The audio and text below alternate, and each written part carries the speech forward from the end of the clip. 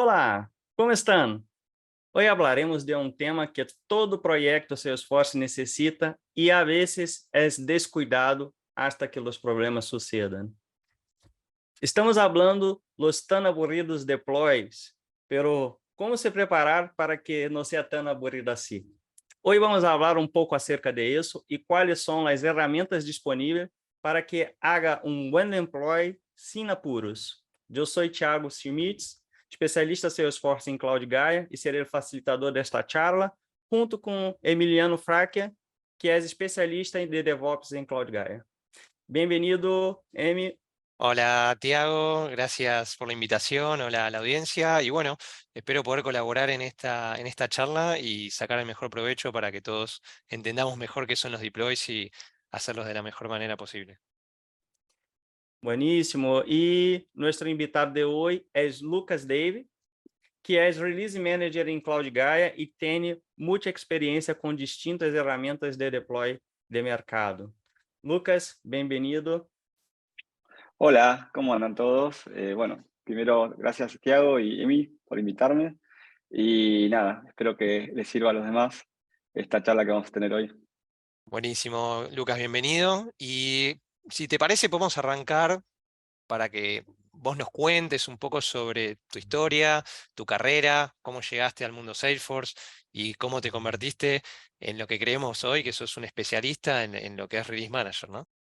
Bueno, dale, empecemos a ver, hablando, ya tengo muchos años en IT, empecé en el 2006 en Accenture, pasando por varios clientes como puede ser First Data, Telecom. Luego me pasé para el mundo de IBM, estuve casi otros 4 años. Tuve clientes por Norteamérica, me acuerdo en Canadá teníamos Syncor, Caixanova en Barcelona y así muchos clientes hasta llegar a Peugeot, donde estuve aproximadamente 5 años y conocí mucha gente que hoy en día trabaja con nosotros en Cloud Gaia y ellos fueron los que me llamaron al mundo de Salesforce. Después, bueno, realizamos varias certificaciones necesarias para trabajar en lo que hoy en día trabajamos con Copado, que es una de nuestras herramientas de deployment, y es la herramienta que usamos diariamente con el equipo de Release Management en Coca-Cola. Bueníssimo. Agora, adentrando um pouco aí no tema e para nivelar este conhecimento, o que seria um deploy?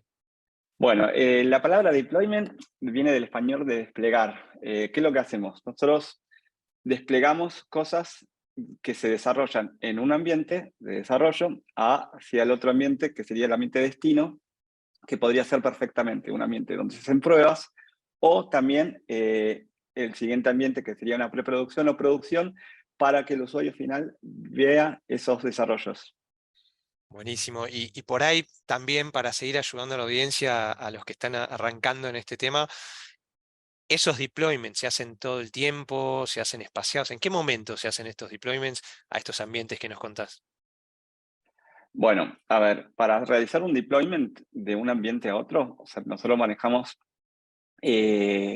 diferentes etapas. O sea, el desarrollador, nada, utiliza una herramienta, no importa cuál sea, hace el commit de ese desarrollo, se establece ciertas pruebas o no sé, de repente se revisa que el commit esté bien hecho.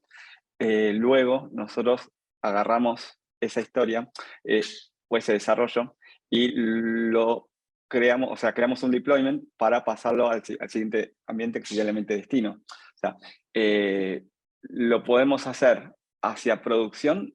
Generalmente se determina un calendario de release justamente para que todas las etapas anteriores se cumplan de manera correcta, para que la calidad se contenga de manera correcta y demás.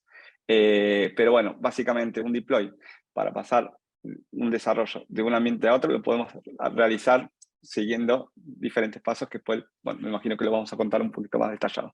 Bien, e aí podemos dizer qual é a importância, não, de ter este deploy este proceso, porque, como vos has hablado, no tenemos ambiente de producción, a veces de pruebas, ¿no? Y de desarrollo y algunos otros en el medio, dependiendo de la complejidad. ¿Cuál es la importancia de estructurar bien este proceso, ¿no? Para que tenga buenos deploys, no tenga problemas. Bueno, la importancia de tener este proceso de deployment bien estructurado viene por varios motivos. El principal me parece que evitamos bastante el error humano. Si nosotros tuviésemos que duplicar cada desarrollo que hace el equipo que está desarrollando una nueva funcionalidad, un nuevo producto o lo que sea, ese tipo de desarrollo lo tiene que duplicar manualmente en cada uno de los ambientes, ya sea en la calidad o mismo hacer todo en producción. Se podrían generar muchos errores de faltantes, por más que lo tenga de la mejor manera documentado, la persona está tocando a mano y eso es lo que tenemos que evitar justamente. Nosotros no podemos estar tocando a mano producción, porque de esta manera perdemos trazabilidad de lo que se está haciendo, perdemos la calidad, o sea, porque si algo tiene que estar siendo probado, bueno, esa misma cosa que se probó en calidad tiene que pasar de la misma manera hacia producción. O sea, el paquete que nosotros enviamos a calidad con esa nueva funcionalidad, la tenemos que enviar de la misma manera hacia producción. Y si se detectan bugs, que serían errores que pueden pasar, que justamente lo que se hace en calidad es detectar ese tipo de problemas, bueno, se vuelve atrás el desarrollo para poder, nada, de alguna manera, actualizar y resolver esos bugs. Y ese paquete se forma nuevamente, se deploy, se forma nuevamente para poder llegar a producción de manera correcta. Uy, un montón de cosas, ¿no? Es decir, me pongo en los zapatos de los que están arrancando, o no, hay mucha gente que trabaja en Salesforce hace años, pero desde otro lado, y por ahí todas estas palabras, deployment, calidad, todo lo que fuiste nombrando son cosas nuevas, y digo, esto toma un montón de tiempo. Es decir, esto me retrasa. Si yo, Salesforce, me da la posibilidad de ir a producción, hacer cambios, digamos, ¿por qué no? ¿Por qué tomarme tanto tiempo en estos procesos de calidad, en esta estructura, si yo puedo hacer cambios en producción, ¿no? Eh, ¿Podrás contarnos un poquito más en detalle esas cuestiones de calidad que nombrás y qué querés evitar tocando producción? Y por ahí complementar con este tema de los tiempos, ¿no? Es un proceso largo, por lo que nos contaste. Me contaste un montón de cosas y digo, uy, qué largo. Bueno, sí, obviamente que los tiempos se alargan, ¿sí? Pero por un motivo, o sea, siempre hablamos de la calidad, o sea, ¿qué significa la calidad? O sea, que vos, como pedido, como cliente, estás haciendo un requerimiento, ¿sí? Y si ese requerimiento no tiene calidad, o sea, no está de alguna manera bien probado y está bien armado y está bien desarrollado, o sea, al final el cliente va a estar descontento. Entonces, bueno, ¿por qué hacemos toda esta etapa de change management, todo ese proceso de change management que arranca desde el desarrollo, el testeo, la calidad, como decíamos recién, los calendarios de release, que no se pueda pasar a producción cuando se quiere, o sea, todo ese circo que se arma con toda esta estructura está hecho justamente para mejorar el proceso. Entre estas cosas, lo que vos decías, ¿por qué es tan importante lo que yo hablé antes de no tocar en producción? O sea, no solamente hablamos de calidad en esa instancia, sino también hablamos de, por ejemplo, seguridad. O sea, si yo le doy a todo un equipo de desarrollo externo, porque puede ser que no tengas desarrolladores internos y desarrolladores externos, y le estás dando acceso para desarrollar en producción. Ellos van a tener acceso a todos tus datos. O sea, así y un montón de cosas más. Podríamos estar hablando horas de problemas que pueden surgir cuando le das acceso a la gente para tocar directamente producción. O sea, vos tenés una funcionalidad nueva, la desarrollás en producción, falla, metes un cambio, tenés un bug, lo implementás directamente en producción. O sea, y así no sabes dónde arrancaste y dónde terminaste con tus problemas, porque justamente estás tocando todo el tiempo producción, donde está el usuario, donde está trabajando. Entonces, es importante de no mezclar justamente.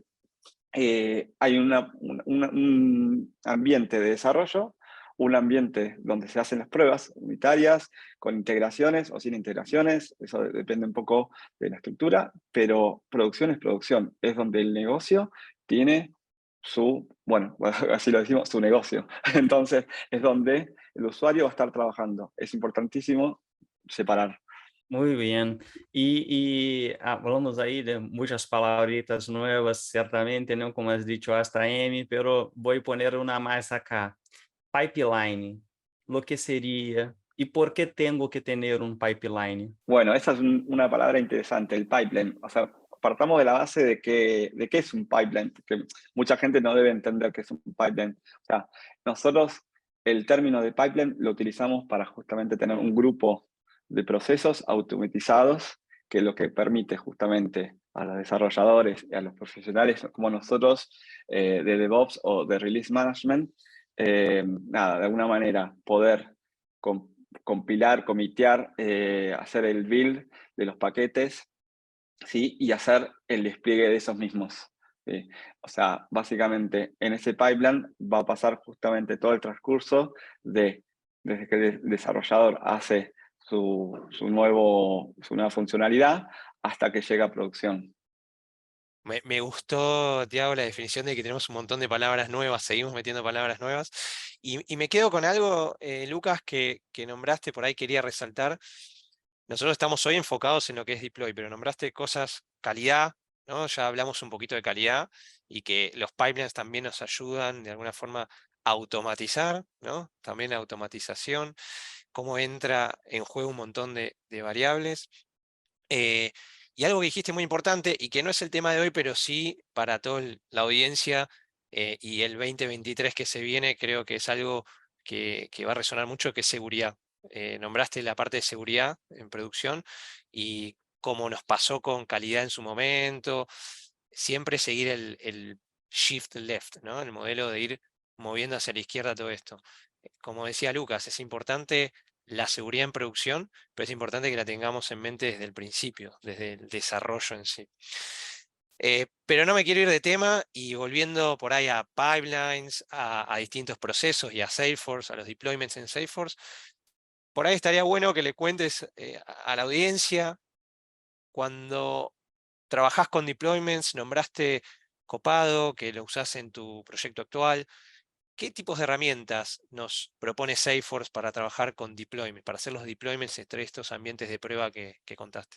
Bueno, Salesforce históricamente como herramienta de deployment, para todos seguramente les va a sonar la palabra ChainSets, ¿sí? Es una herramienta donde vos justamente seleccionabas los componentes que querías pasar, nada, desde un ambiente hacia el otro, hacías un ChainSet para enviar tu información directamente. ¿Qué pasa? Es una herramienta bastante precaria comparado a las herramientas actuales que tenemos en el mercado. O sea, históricamente esa era la herramienta, luego fueron surgiendo otras cositas relacionadas. Nosotros empezamos a usar Salesforce DX. También, justamente, podíamos hacer envío o mejor dicho, comitear, compilar cosas y deployar cosas a ambientes por línea de comandos. Luego, hace no muy poco, no ya no recuerdo bien la fecha, pero me equivoco, el año pasado se empezó a hablar de DevOps Centers.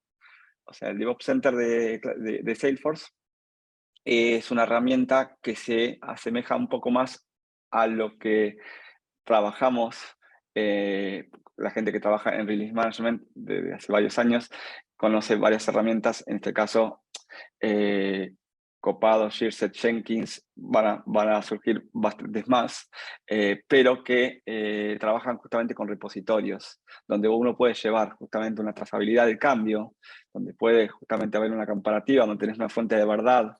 Esa DevOps Center es algo más relacionado justamente, por más allá que todavía le falta, algo más relacionado a lo que se refiere DevOps, ¿sí? Que es importante tenerlo en cuenta.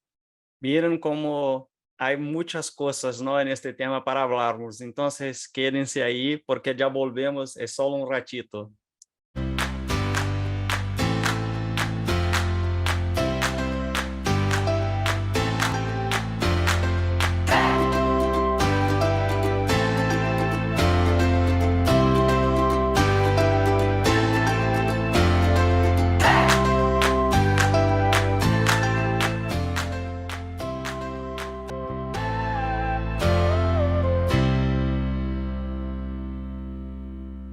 Hablé que era rápido y ya volvemos, ¿no? Entonces, en el primer bloque hablamos de deploy, herramientas nativas de Salesforce y todo más, hasta un poquito de copado hablamos, ¿no? Bien, cuenta un poquito a nosotros ahora cuáles son las herramientas que están ahí open source, ¿no? Disponibles en el mercado para que las personas sepan también que ni todo hay que pagar, ¿no? Pero bien, yo pienso así, hay dos costos, ¿no? Hay el costo de construir y hay el costo de tomar listo, ¿no? Ya, entonces, bien, pero miramos, ¿no? Que creo que también, dependiendo del proyecto, si fuera algo chiquito, ¿no? No necesita también sacar plata para eso, ¿no? Entonces, vamos intentar entender, comprender ahí un poco más este lado también. Como open source podemos tener herramientas como Jenkins, que te permite para cosas pequeñas, o mismo Git, justamente para tener un repositorio donde tener esa información. Pero bueno, como tú has dicho, o sea, tiene que ser un pequeño proyecto, porque la verdad que cuando uno empieza a sumar información, esas herramientas nada, dejan de ser, por así dejan de ser como fuertes para lo que estamos hablando, que es el tema de deployment. O sea, nosotros es importante que a la hora de hacer un deploy tengamos una herramienta que sea concisa, ¿viste? Y que sea fuerte con respecto a nuestro proyecto. O sea, nosotros en el proyecto actual donde yo trabajo nunca podríamos tener una herramienta open source, no solamente por la información que hay de los metadatos en un repositorio libre, por así decirlo. Segundo, también por la cantidad de información que se maneja, el tamaño del proyecto. Entonces, sí, para responder un poco a tu pregunta, es importante que el tamaño del proyecto sea muy pequeño para poder hacer uso de estas herramientas open source. Buenísimo. Y me permito agregar una cosa más que de todo lo importante que dijiste, que es el conocimiento sobre esas herramientas, porque necesitan desarrollo, ¿no? Antes hablamos en el primer bloque de pipelines y todas estas herramientas open source, hay que aprenderlas y hay que desarrollar el pipeline. No viene una solución llave en mano. Entonces, sí, está bueno, Tiago, tu comentario de muchas veces en proyectos pequeños o dependiendo la estructura del cliente, la seguridad que nos pide el cliente, el compliance que tenemos que cumplir con cada cliente, podemos ofrecer este tipo de herramientas para armar una solución que implique entenderlas y hacer algo de desarrollo por detrás, o tener que ir a otro tipo de herramientas. Y en eso quisiera enfocarnos ahora.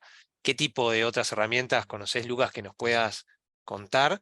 ¿Y por qué las usarías? Algunas pistas nos diste, pero ¿cómo cada uno de la audiencia puede justificar pagar una licencia adicional, aparte de la de Salesforce, para todo lo que son deployments?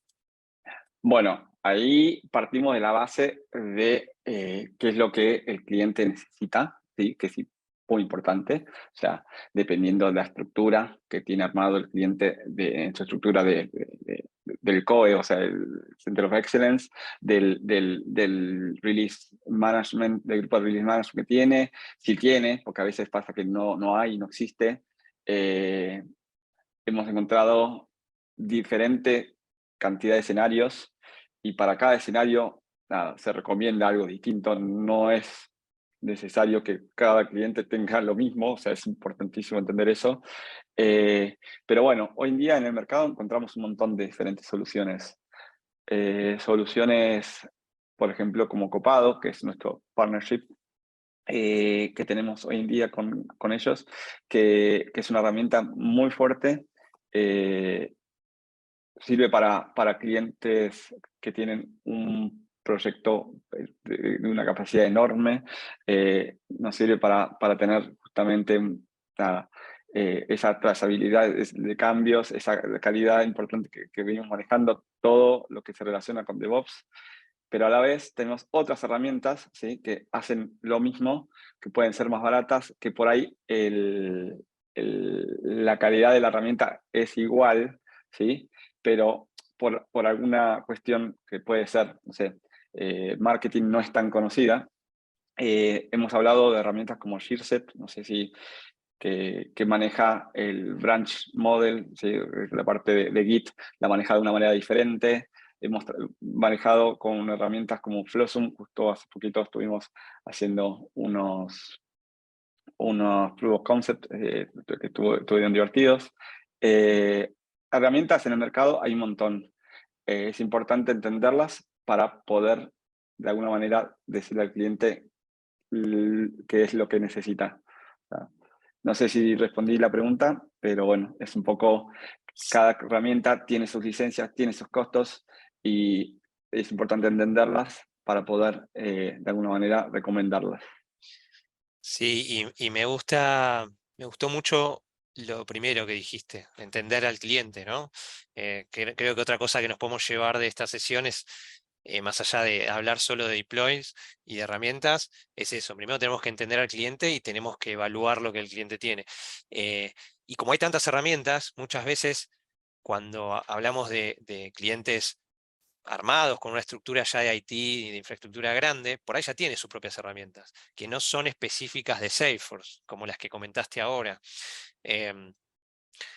Y no sé, se me ocurre mencionar Azure DevOps, es algo de Microsoft, que es algo que está muy Sí, popularizado y muchas empresas lo tienen. Entonces ahí, como decíamos antes, ¿no?, puede requerir un conocimiento más amplio sobre esa herramienta en particular, pero se pueden establecer los mismos mecanismos que Lucas nos cuenta con pipelines y quality gates, que se usa para otro tipo de plataformas que no son como Salesforce, pero implementado a Salesforce. Cabe aclarar, hago un paréntesis acá, que todo este tipo de herramientas más genéricas, como también las open source, no están pensadas para Salesforce. Entonces, no me quiero meter de lleno con esta palabra merge conflicts, porque es otro mundo, pero, por ejemplo, las herramientas que están diseñadas específicamente para Salesforce entienden mejor el idioma Salesforce. Entonces, nos evitan muchos dolores de cabeza. Y Lucas, por ahí lo que sí te quería preguntar, antes de dejarlo a Tiago seguir preguntando otras cosas también, nos comentaste el tamaño de proyecto, que depende del tamaño del cliente, cuántos desarrolladores, cuántos proyectos hay, sin por ahí ir en mucho detalle, porque queremos obviamente respetar la confidencialidad del proyecto y cliente que estés trabajando.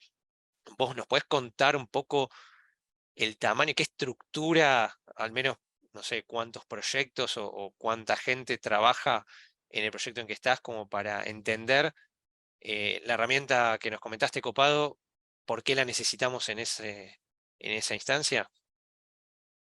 bueno, vale. A ver, el tamaño, hoy en día obviamente no se pueden decir ningún tipo de información como nombres y demás, pero de cantidades podemos llegar a hablar, por ejemplo, de que el pipeline que nosotros habíamos hablado, de ese grupo de procesos automatizados, generalmente nosotros hablamos de pipelines cuando tenemos un ambiente de desarrollo, una producción, ¿sí?, y ambientes intermedios que pueden llegar a ser de integración, de quality, no sé, no importa, user acceptance test, que es el UAT, preproducción. Bueno, hablamos generalmente de 4 o 5 ambientes intermedios, desde desarrollo hasta producción. Nosotros con Copado tenemos la posibilidad justamente de tener un montón de ambientes de desarrollo, ¿sí? Y al ser una herramienta justamente que entiende muy bien la mecánica de Salesforce, ya que es una herramienta nativa de Salesforce, a diferencia de otras, como habíamos hablado recién, como Azure DevOps, Bitbucket Pipelines y otras herramientas que son más multiplataforma, entiende justo ese merge conflict que decís vos, donde cuando dos personas de diferentes ambientes están desarrollando sobre el mismo objeto, la misma metadata, pueden trabajar esa resolución de conflictos de una manera mucho más inteligente. Por eso es recomendable justamente herramientas como Copado, que entienden muy bien el mecanismo.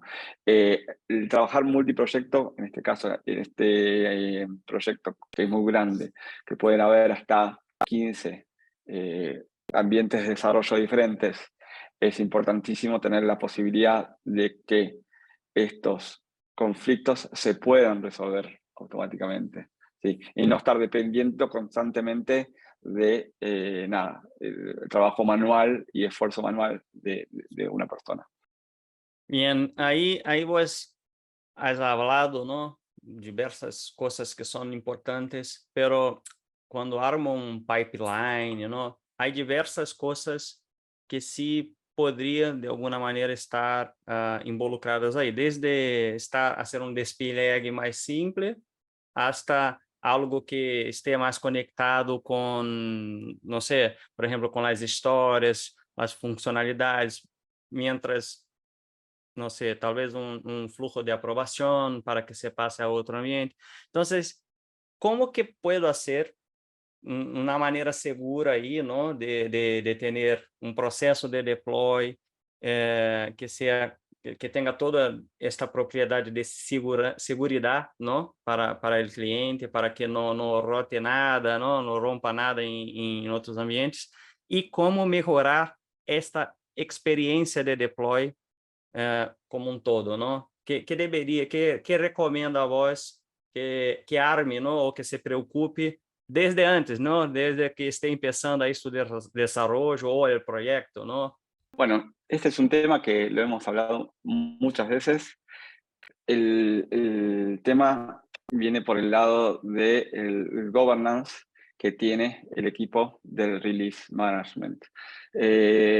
¿Cómo sería esto? ¿Qué significa el governance? O sea, la autoridad en el pipeline, ¿sí? Tienes que tener bien declarado quién es la autoridad en cada etapa del pipeline. O sea, en el ambiente de desarrollo, bueno, el developer, el desarrollador, ¿sí? Es el encargado de velar por el ambiente de desarrollo, que esté todo de alguna manera correcto.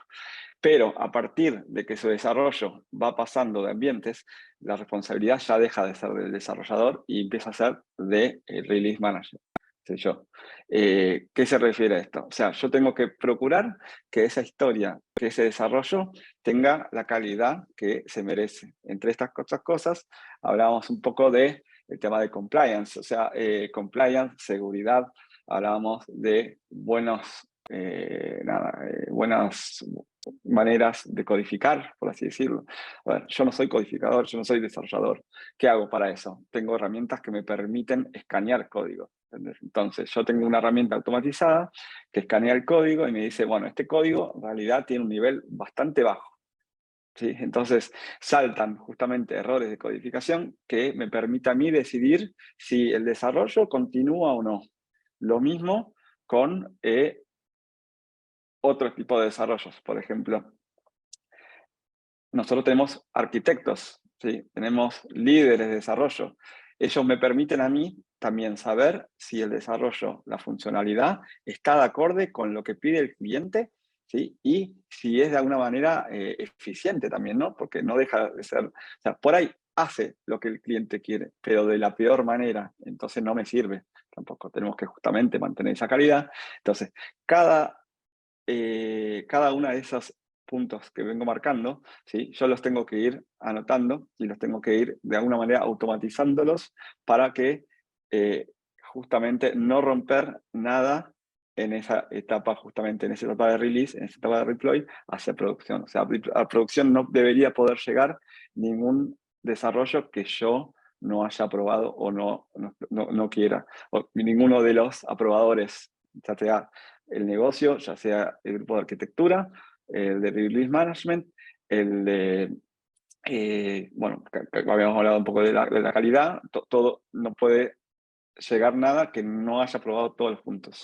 Buenísimo. Y bueno, de nuevo, cuando se empiezan a juntar un montón de cosas y vemos que recaen sobre todos los actores intermedios un montón de responsabilidades y la responsabilidad de que el código esté bien, más allá de que nos comentaste que hay un montón de etapas intermedias donde se verifica ese código, se ve la calidad, se ve que se respetaron buenas prácticas, después habrá un equipo que haga el testing, ya sea como parte del equipo de desarrollo, como pueden ser los QA, o desde el negocio como los user testers en UAT. Y vemos que sobre vos recae un montón de responsabilidad también de decidir, ¿no? si avanzamos o no y trabajar como punto de contacto para todos los que intervienen.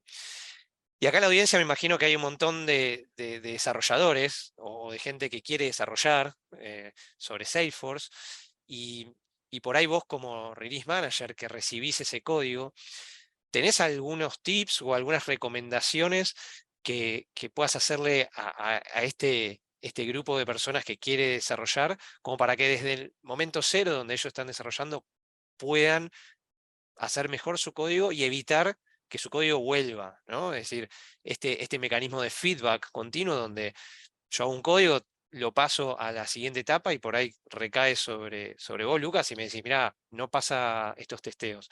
Bueno, ¿cómo puedo yo como desarrollador tratar de evitar eso para que todo sea más ágil, ¿no? Y pueda seguir trabajando en otro desarrollo?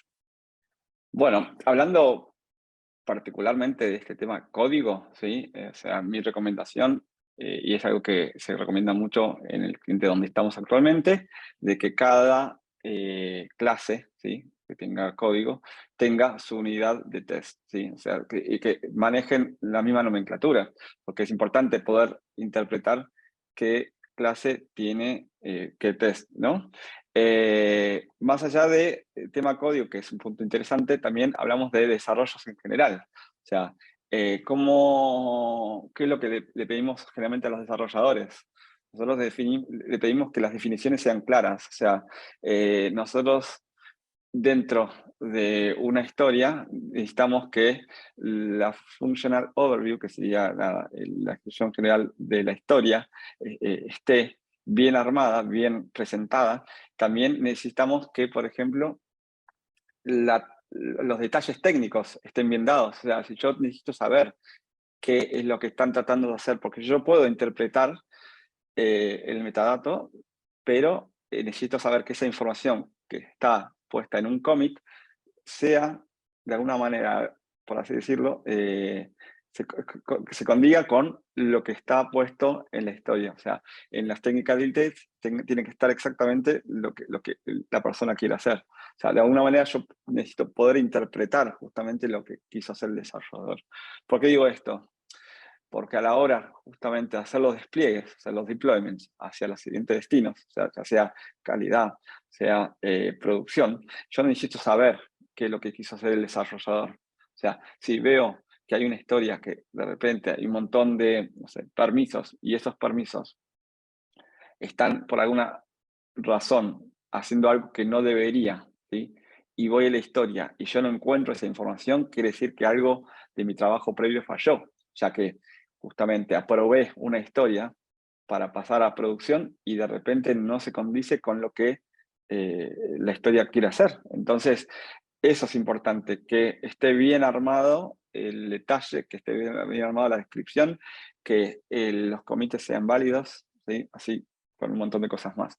Pero bueno, eso me parece que ya es suficiente. Has traído mucha información importante para proyectos en general, ¿no? Clientes que ahí van a empezar proyectos, deben tener esto en cuenta también, ¿no?